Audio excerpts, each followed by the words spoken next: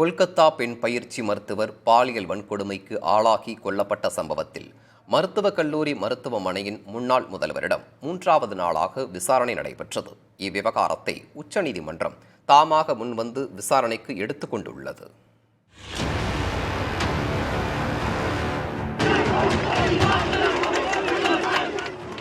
கொல்கத்தாவின் ஆர்ஜிகர் மருத்துவக் கல்லூரி மருத்துவமனையில் கடந்த 9ஆம் தேதி பெண் பயிற்சி மருத்துவர் கொடூரமான முறையில் பாலியல் வன்கொடுமைக்கு ஆளாகி கொல்லப்பட்டது தொடர்பாக சிபிஐ விசாரணை நடைபெற்று வருகிறது.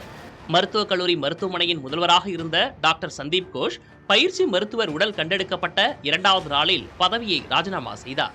மருத்துவக் கல்லூரி மருத்துவமனையில் சிபிஐ அதிகாரிகள் சேகரித்த ஆதாரங்கள், தடயங்கள் அடிப்படையில் சந்தீப் கோஷிடம் விசாரணை 3வது நாளாக நடைபெற்றது. குறிப்பாக சம்பவத்திற்கு முன்பும் பின்புமான அவரது தொலைபேசி அழைப்புகள் குறித்த விவரங்களை சிபிஐ அதிகாரிகள் கேட்டதாக தெரிகிறது. கோஷின் தொலைபேசி அழைப்புகள் குறித்த தகவல்களை செல்போன் நிறுவனத்திடமும் கேட்டிருப்பதாக சிபிஐ அதிகாரிகள் தெரிவித்துள்ளனர். மருத்துவர் உயிரிழந்த தகவல் கிடைத்ததும் அவர் யாரை தொடர்பு கொண்டார் என்பது குறித்தும், பெற்றோரை 3 மணி நேரம் காக்க வைத்தது ஏன் என்றும் அவரிடம் கேட்கப்பட்டது. பாலியல் வன்கொடுமை நடந்ததாக கூறப்படும் கருத்தரங்க அறை அவசரமாக புதுப்பிக்கப்பட்டது குறித்து சந்தீப் கோஷிடம் அதிகாரிகள் பல்வேறு கேள்விகளை எழுப்பினர். இதுவரை 20க்கும் மேற்பட்டோரிடம் சிபிஐ அதிகாரிகள் விசாரணை நடத்தியுள்ளனர்.